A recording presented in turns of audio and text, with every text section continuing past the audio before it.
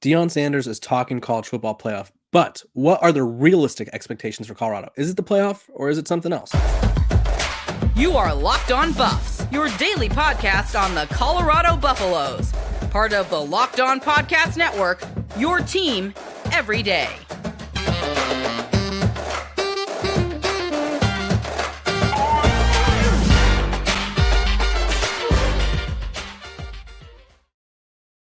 Welcome to Locked On Buffs. Today's episode is brought to you by FanDuel. Make every moment more. Right now, new customers can join today and you'll get $200 in bonus bets if your bet of $5 or more wins. Visit FanDuel.com/LockedOn to get started. We're also brought to you by the Locked On Podcast Network. It's your team every day for free and available wherever you get your podcasts. And we got our favorite Coloradian writer, Scott Procter, joining the show. Scott, how you doing? Man, I'm doing well, Kevin. I'm doing well, man. Thanks for having me as always, man. It's a blast joining you, man. I'm looking forward to talk some Buffs. So let's get it. Let's do it. We're talking expectations because obviously I think when it comes to Coach Prime and Colorado as a whole, there's a big discrepancy in terms of how people view this team. I think some people, I say there's three types of fans. You love Coach Prime in Colorado, you love college football, or you hate Coach Prime in Colorado. And so that third group, they like to pick on everything he says and or does. And so I imagine if you ask any coach in the country, are they making the playoff? They'd all say, yeah, I think we could. And Coach Prime did the same thing, as I think 99.9% of coaches would. Yeah. And now people are like, this guy thinks they're making the playoff. And the audacity of this guy. And so I wanted to talk about realistic expectations because we know based off his coaching history, we saw a jump from year 1 to year 2 to year 2 to year 3 at Jackson State. What do you think is a realistic expectation for Colorado in 2024? No doubt. I mean, first of all, people who are confused by the fact that Coach Prime thinks that this team has a chance at making the playoff is just silly, or they just not paying attention. His whole motto is "I believe." He's the Colorado football player wear "I believe" on their shirts during workouts. So obviously they're going to put that into motion. But in terms of expectations, realistic ones for this squad for 2024, I believe that the expectation should be to compete for a Big 12 championship and to be playing, I guess more importantly, meaningful football in late November into December. I mean, obviously we saw what they were able to put on display last season. I think 4-8, 1-8 in the Pac-12 or in the conference is kind of the floor of this team at this point. And if you're working off of that, you take a look at this offseason, this team is pretty much improved in every way you can feasibly improve a football team in one offseason. Obviously, the biggest thing was the trenches on both sides of the ball, particularly protecting Deion Sanders, who was just really spectacular last year, setting the school record in passing yards, throwing 27 touchdowns to just 3 picks behind an offensive line that had him as the most sacked quarterback in college football, being sacked 52 times. In 10 or so games. Obviously, he missed the season finale and was knocked out about second quarter of the Washington State game. That's unheard of. So, nonetheless, this offensive line will be much improved. I've projected an entire new starting 5, obviously anchored, by Jordan Seaton, the freshman. He's going to have some growing pains, but he's going to have some really experienced FBS starters, next to him on that offensive line. Tyler Johnson from Houston. Justin Mayers, the guard from UTEP, and obviously Khalil Benson, the big right tackle from Indiana as well. So offensively, they're gonna be just fine. It's gonna come down to coaching. I feel like really on both sides of the ball, and we can talk a little bit about that. But Pat Shurmur is gonna have to be on his game this year as the Bucs offensive coordinator. The defense is gonna have plenty of talent. I'll be projecting some starters here next week, so stay on the lookout for that. And obviously, their Coach Prime still is on the lookout for his defensive coordinator, is so much as we can assume. Obviously, one hasn't been announced yet. He said earlier this week that, they could be coming in the next day or two. A day or two has passed, so we're kind of waiting on that announcement. But expectations, like you mentioned, should be to compete in a really wide open Big 12, in my opinion. Obviously, I think the Oklahoma State game, their season finale on Black Friday in Boulder, has the potential to be a kind of win and you're in the Big 12 title game scenario. So obviously they're going to have to take care of business before that. The Big 12 schedule with dates officially was announced early this week. So plenty to talk about, plenty to look forward to. But expectations, they should be in the thick of things in the very wide open Big 12. Yeah, expectations for this Colorado team, it has to be that they're going to be much improved. I don't think it's a secret to anyone. They, like you said, they rebuilt the offensive line. I've been saying they have 8 new linemen because they bring in Seaton and the 4 transfers. Then they bring in Tyler Brown. You also have David Connor. You also have there's other guys who did not play last year who will be joining the mix. And I think it's 7 new ones now that I'm mathing out loud. But they have 7 new linemen. They have a whole new defense line. And Coach Prime himself said they're probably not going to be starting the same defense lineman. And I talked about it yesterday on my show where I was like, realistically, the guys that were starting on the defense line were good depth pieces. But Colorado's problem was they were playing as starters. And it's not to say that they're bad. It's just they weren't ready for those roles. You don't go from rarely playing at your previous stop to all of a sudden it's like, okay, we need you to be a Power 5 defensive lineman. Yeah. And so that's a very big change. And then I also talked about yesterday, and you could agree or disagree with me, Shedeur Sanders could take this team as far as he can go. And Shedeur has taken a step every single year of his college career, making the jump from the FCS to the FBS. I think a lot of people were shocked at how good he was because even Cam Ward, when he went from Incarnate Word to Washington State the first year, he had some adjustment issues. And Shedeur, while I think there was holding the ball issues, other than that, there was rarely bad throws from him in terms of he wasn't throwing a lot of 50-50 balls where there were more so 40-60 balls in favor of the defense. He was making good throws majority of the time. And realistically, this Colorado team, they improved. The coaching is going to help them, I think. I think Pat Shurmur kind of being around will help them, even if they do have to change the scheme again. Defensive coordinator, all he has to do is help with the discipline. That defense was about as disciplined as a toddler last year. They had issues with substituting. They had issues with penalties after the play. They had issues with everything imaginable.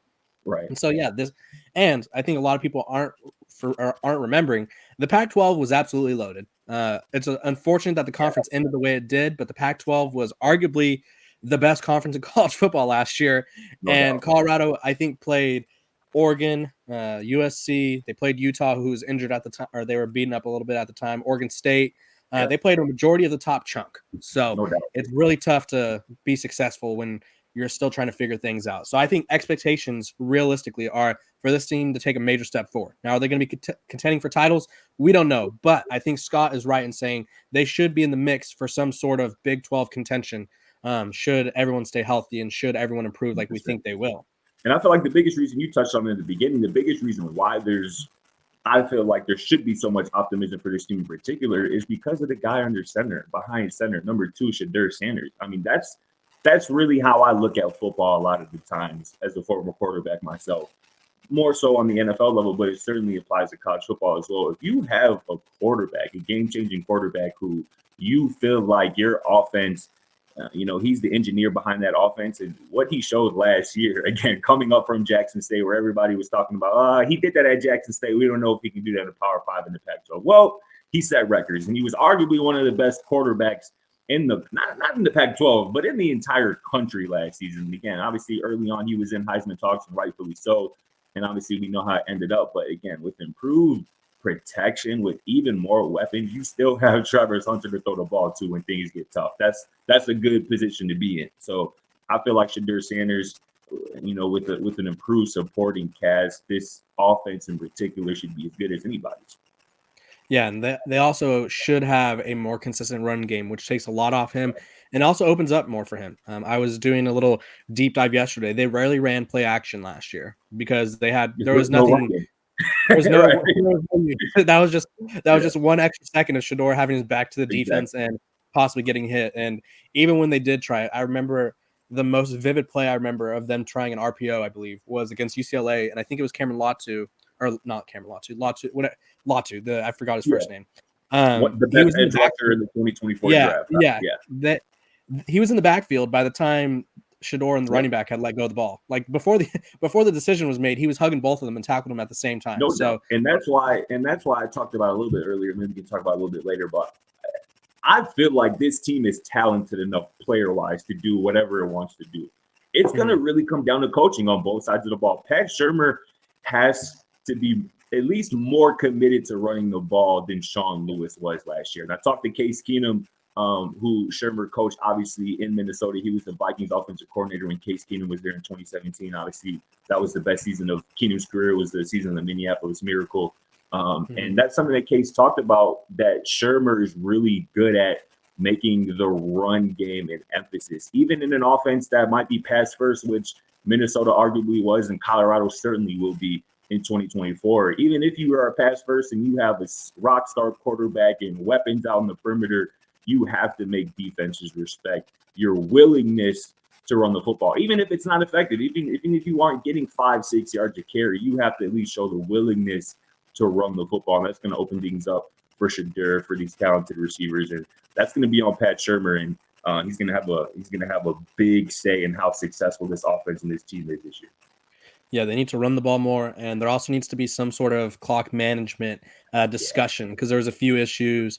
The Oregon State game stands out in particular, where it was his first game calling plays, and they had like a 14-point swing, and I think it was like 10 seconds just because they didn't run the ball when they needed to. And so running the ball is important. Getting a healthy Ultimate Caskell is important, because I honestly am. There's two position groups I'm worried about: it's the linebackers and the running backs. But this Colorado team, expect them to compete, expect them to be much better than they were last year. I don't think that's a hot take by any means. When we come back, we're going to be talking about their schedule and what we observed and what we may be worried or excited about. But first, a word from our sponsors. This episode of LockOnBus is brought to you by our sponsors over at FanDuel. Happy Super Bowl to all who celebrate from FanDuel, America's #1 sportsbook. If you're like me, Super Bowl Sunday is all about scoring the best seat on the couch, grabbing your favorite football snacks, and placing some super bets. I go to a buddy's house, we get some pizza, we get some wings, and we look at the most obscure bets we can make and go all in. FanDuel has so many ways for you to end the season with a W or 2 or 3. Not only can you bet on who will win Super Bowl 58, but FanDuel also has bets for which players will score a touchdown, how many points will be scored, and so much more. As a 49er fan myself, you got to go with the Christian McCaffrey touchdown. I'm just saying, he scores almost every game. It's what he does. New customers join today, and you'll get $200 in bonus bets if your first bet of $5 or more wins. Just visit FanDuel.com/lockedon to sign up. That's FanDuel.com/lockedon. Make every moment more with FanDuel, an official partner of the NFL. Welcome back to Locked On Bus. I appreciate you guys for making me your first listen of the day. We're talking about Colorado's schedule. They have a very interesting schedule, and I'm going to tell you what I think about it, Scott, and then I want you to tell me what you think about it. Realistically, I think their schedule, it reminds me a lot of last year, actually, where they are set up in a way to kind of explode at the front, and then the back half is a gauntlet. And I say that because to open the season, which North Dakota State is North Dakota State's really good. I did a whole segment on them not too long ago. They've won, I think it's like 9 championships since 2011. They're the Alabama of the FCS, if not better, at the FCS level. That's going to be a tough game. Then they're on the road for 2 weeks at Nebraska, at Colorado State. Then they have Baylor, and then at UCF. They are playing a majority of the teams that were at or below 500 in the Big 12 last season, plus Nebraska, who struggled as well. I think their schedule sets them up to start at worst 4-1, 3-2 maybe. But I also could see a world where they start 5-0 and the buzz is going crazy. And then all of a sudden, you hit a bye week and you get 2 ranked teams and then a bad Cincinnati team, which reminds me of that Stanford kind of game where it was like Stanford, then the bye week. I think Colorado has a chance to start off strong, but how they finish will really determine how good they are, because they got a tough stretch down the final 7-ish games. What do you think, Scott? Yeah, I mean, you're absolutely right, man. It starts off promising. Obviously, you mentioned North Dakota State can't be slept on. I mean, Coach Prime said as much on Undisputed with Skip Bayless and Keyshawn Johnson the other day, is that you just can't underestimate this NDSU team, because even with the new head coach, they're going to be ready to play, because they always are. They're one of the best teams in FCS. Their quarterback, who should be returning, Cam Miller, can play. A legit dual threat quarterback who the Buffs defense is going to be ready for. Week 2, they're going to be playing against another really good quarterback. Dylan Raiola is ostensibly going to be the starter. He's going to be a true freshman, but he's the best quarterback by my eyes, and a lot of ranking sites out there is the best quarterback in the class of 2024. He's another dynamic quarterback who's been compared to Patrick Mahomes. You get Colorado State in week 3, which I just personally can't wait for that one. That is going to be electric in Fort Collins after that double overtime thriller last year. There's been some more kind of heat, fire added to the rivalry this offseason with CSU coach Jay Norvell's wife kind of having some words for Shadur on Twitter about a month or so ago. So it starts off promising, and then once you get into Big 12 play, even with Baylor, who struggled last year, and UCF, who I think is going to be better than a lot of people think, with Gus Malzahn is still the head coach there. He's still one of the better coaches in all of college football. So, that game in particular in the Florida heat in late September, we'll see how, the Buffs handle that. There are a lot of Florida guys on the Buffs roster, so it shouldn't be too crazy. But again, that's not a game that you can just really look over. And then right when you get into the Big 12, the thick of things after your bye week, man, it gets hectic. And I was talking about it. You mentioned earlier the quarterbacks in particular, the teams that the Buffs played in the Pac-12 this year, they're going to be facing a similar gauntlet of quarterbacks, not to the level of Caleb Williams and Bo Nix and Michael Penix and those guys. But, I'm just looking at it. KJ Jefferson at Central Florida, the transfer from Arkansas, that boy can play. Another true dual threat quarterback who is tough to tackle, can make plays with his arms. You look at Noah Fifita, Arizona, who torched the Buffs last year, and a lot of other teams. Cam Rising is back at Utah. He threw for over, 3,000 yards back in 2022. And then Jalen Daniels is back for Kansas as well, another dual threat quarterback who's really explosive and dynamic. And that's, again, I'm coming back to coaching. Whoever that defensive coordinator is going to have to be on his A game, because I feel like defensively they're going to have enough talent, particularly, in that secondary with some new guys. DJ McKinney, the transfer cornerback from Oklahoma State, Preston Hodge, the nickel transfer from Liberty as well. He's one of my favorite transfers I'm tracking. But whoever that DC is, man, they've got to come with a plan to stop these dynamic quarterbacks and, give this defense a chance. Because, the Buffs offense is going to put up points. But, if you get in the 30, 35, 40-point shootouts every week, it's going to be tough to win every week. Yeah, for sure. And also, the team that honestly may worry me the most is Kansas State, because I think a lot of people I think they're like, oh, Avery Johnson, he's a true sophomore now. Avery Johnson ran Will Howard out of town. He said, Will Howard, this is my team now. Obviously, Will Howard ended up at Ohio State, which is considerably a better, more prominent program. But there is a reason he was in the portal and Avery Johnson was not. And Johnson was another one of those really highly talented high school quarterback recruits who looks the part early on in his college career. Yeah, for sure. And Colorado, I think the main emphasis I would put on if I was a defensive coordinator is, one, stopping the run, because they were I think I could have rushed for a good chunk against them last year. The rushing lanes were huge. They struggle with tackling. They need to improve in tackling. And they also need to improve on containing quarterbacks who can run, like you mentioned a little bit ago. If you look at their Big 12 schedule, it's literally Baylor has they have a decent quarterback. I'm not going to go too crazy on him. But UCF, KJ Jefferson is as mobile as they come. Honestly, is a bowling ball. He's hard to tackle, impossible to tackle. Avery Johnson, he could scoot. No, Fafita doesn't run a lot, but he can if he wants to. Correct. He reminds me of Caleb Williams, where he's very elusive in the pocket, but not doesn't really run often. Texas Tech, their quarterback, Josh Hoover, I believe is his name. He's all right. And then Utah, Cam Rising can run around if he needs to. And then Kansas, Jalen Daniels, like you mentioned. So they have a lot of guys who can run around and make life difficult for the defense. And the last thing the defense needs is to worry about a quarterback kind of running all over them. And also, I was speaking of Baron Morton, Josh Hoover from TCU. Flip those guys. We all look the same, Scott. I'm sorry. We all do. But realistically, they have a tough quarterback slate to go up against. What 3 games, we're going to call it a stretch, because I have a specific stretch that I'm calling the stretch of death. What 3 games do you look at the schedule and go, that could get ugly for Colorado, excuse me? Yeah, I'm pretty sure it's that last stretch, if I'm not mistaken, leading up to the Big 12 championship. You get Utah at home, again, against a really experienced quarterback in Cam Rising, one of the best coaches in college football, in Kyle Whittingham. That's going to be a tough game. And then the next week you go to Arrowhead Stadium to play a Kansas team and Jalen Daniels, who we just talked a little bit about. And then you close the regular season, like I talked about, on Black Friday against Oklahoma State, the team that was just in the Big 12 title game.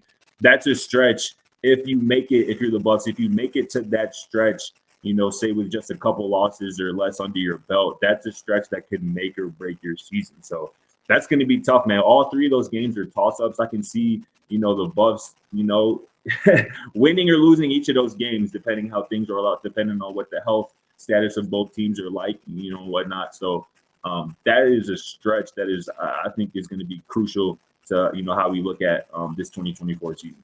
Yeah, November, I think we'll just call it the month of November because even at Texas Tech and Lubbock, they're gonna be throwing Yeah. tortillas. It's gonna be rowdy. It's gonna be a night game probably. It's gonna be a tough one. Yeah. And realistically, worst case scenario, and this isn't me saying this is gonna happen. This is worst case scenario. Colorado loses all 4 games in November, just because that's how tough of a schedule, a stretch that is.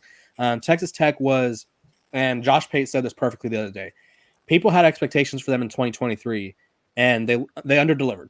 And Right. they were kind of like a dark horse. They were like a sweetheart team where it was like, everyone look out for the Red Raiders. This is their Mhm. year. And then he said, the teams that do the best, some in most cases or in some cases, are teams that had expectations didn't meet those expectations. And then the following year, that's when they surprise you. So next year we could very well be talking about how Texas Tech is one of the best teams in the country. They have one of the best running backs returning. They have a good quarterback in Baron Morton returning. Yeah. They signed their first 5-star in program history, Micah Hudson, the wide receiver. And then they also got Josh Kelly from Washington State. So it's a completely different team. So Yeah. this Texas Tech team could really start off what could be a 4 weeks from hell situation for Colorado, which is why, and this is going to be a random turn, Scott, but I think this is why the military training right now is so important, because this team needs to battle through adversity and they need Yeah. to be mentally tough. They were neither of those, or they were not capable of either of those things last season. Anything else to add on the schedule before we talk about some Colorado hoops?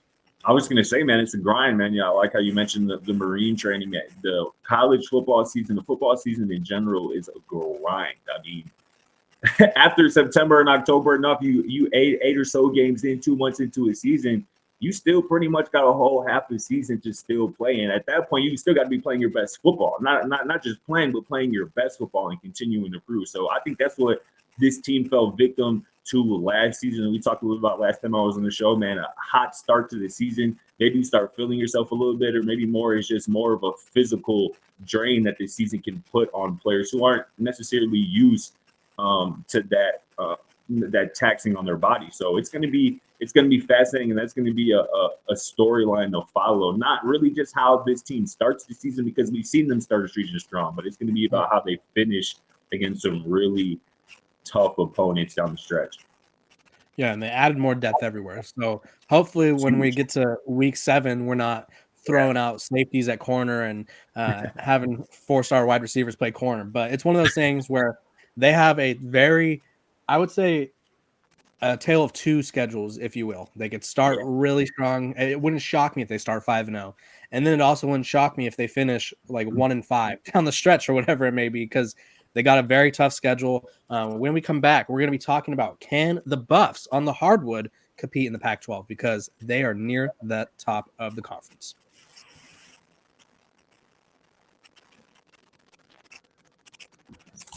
Welcome back to Locked On Buffs. I appreciate you guys for making me your first listen of the day. We're free and available wherever you get your podcasts, so make sure like, subscribe, follow, and all that jazz. Scott, you are very heavily entrenched in the Colorado Buffaloes basketball journey. They've had injuries. I think at one point they had like the whole bench was injured, or like a quarter of the starters were injured, and then they also have some tough stretches ahead. They've also been through some tough stretches. Give me the skinny on this Colorado basketball team. What do we expect with 10 games remaining? No doubt about it. I mean, expect the unexpected with this team. That's pretty much what we've gotten throughout this 2023-2024 season. But one thing you can count on is that the Buffs are hard to beat at home within the friendly confines of the CU Event Center. I believe they're now up to 11-0, or maybe even 12-0 at home this season. And that's a big reason why Joe Lunardi currently has them in the NCAA tournament as one of the Final Four teams, because of that sparkling home record. But this is the point of the season where every single game that the Buffs plays, it matters. An important week starts on the road at Utah on Saturday this weekend against a Utes team like the Buffs that hasn't lost at home yet this season. So Colorado's going to be looking to hand the Utes their first home loss of the season. And the Buffs get a chance to avenge 2 losses from earlier this season against Arizona State next Thursday, and then against number 11 Arizona next Saturday. So both of those games are at home for the Buffs. Again, like I mentioned, who are 12-0 this season at the CU Event Center. If they win each of those 3 games coming up, even if they go 2-1, I really like their chances to sneak into the NCAA tournament with a pretty favorable schedule to close the month of February here. But the loss earlier this season to Arizona State, the collapse, a disappointing collapse at Cal, earlier this season really has given this team no margin for error. But one thing that they have working in their favor, in addition to being just awesome at home, is the fact that whoever they play, they're going to have three of the best players on the court against just about anybody. KJ Simpson, Tristan De Silva, the star 6'8" freshman Cody Williams are three of the best players in all of college basketball. All three of them are projected to go in the first round of next year's draft, or this year's draft, the 2024 draft, by Bleacher Report. So these dudes can all play. They all really complement each other really well too. So it's just about figuring out the depth, getting the most out of your depth pieces. And that boy Tad Boyle, Buffs head coach, earning his money and getting this team ready to play some pivotal games. Yeah, and you could see it in the kind of stats logs where this Colorado team, their rotation's tightening up. They're about, I would say, 6 or 7 deep, so they can't afford injuries. Yeah. Let's put that out there. Also, I like that you brought up their home record because in the Pac-12 there are 1, 2, 3 teams who are undefeated at home, and there are also 4 teams that have 1 or 5 teams that are 10-1 or 11-1. So it's hard to win on the road in college football, in the Pac-12 in particular.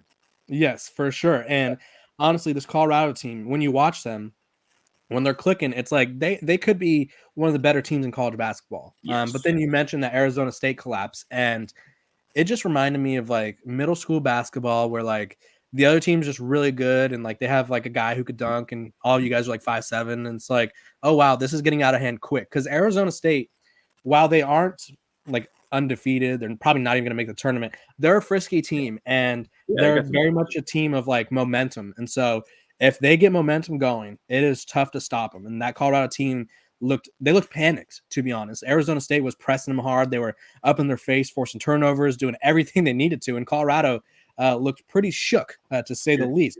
Let's talk about.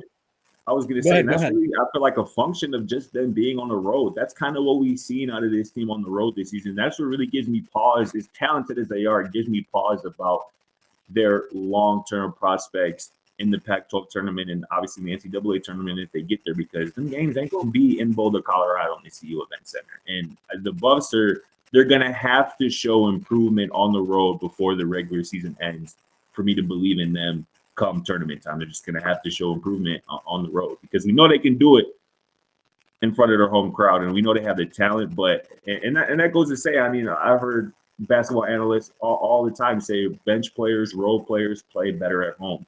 And that certainly applies to this team in particular, but they're going to have to figure something out and stay consistent on the road. I think there's one key player to their success, and he's the youngest player, Cody Williams. I've seen him projected as high as number 1 in the upcoming draft. Can you talk about if there's anything that he's maybe struggling with or something you need to see from him down the stretch to help this team? Because obviously winning on the road is tough, and we know that. But is there something that their 5-star freshman, future number 1 pick can do to kind of elevate this team? Sure. I think it's really just being more assertive on offense. And I think that's something Tad Boyle has talked about, post-game. Just that's conversations that he's had with Cody throughout the weeks, just being more aggressive, more assertive offensive. Because once he has the ball in his hand and he's going downhill at 6'8" with his length, man, it's hard for anybody to stop him or deter him from either scoring or getting to the free throw line where he's an excellent free throw shooter. So he's really a true 3-level scorer. It's not a surprise to me that some places have him mocked as the number 1 overall pick in the 2024 draft. He's that talented. And the thing that makes him so special and that worthy of that top pick is that he's an excellent defender. Not only is he an excellent, talented defender, but he's a willing defender. And that's something that he wants to do and knows that that's something that sets him apart from other elite prospects. So, he's a true two-way guy. Again, another 3-level scorer. But there are some games where he only shoots the ball 8 or 9 times, and that only comes with 3 or 4 made field goals. But he still gets to the free throw line. I believe the last game out was his first game of the year where he didn't make a single field goal. And I don't. That's not going to be a trend. I expect him to bounce back, right away here Saturday against Utah. But there might be games down the stretch here in the Pac-12 tournament where he's going to have to take 16 to 18 shots, and it's going to have to be him and KJ or him and Tristan De Silva willing this team to a victory. And those guys are talented enough to do that. But I think, there's going to be moments, maybe even in this week, in this pivotal 3-game stretch that we talked about with Utah, Arizona State, and Arizona, where he's going to have to be the man and prove that he's the best player on the court, even as a freshman, the best player on the court on both ends. So I just think for him, just being more assertive, and I think KJ Simpson being a leader, Tristan Da Silva being a leader, Tad Boyle being a great coach, I think that's something they can help Cody do and bring out of him.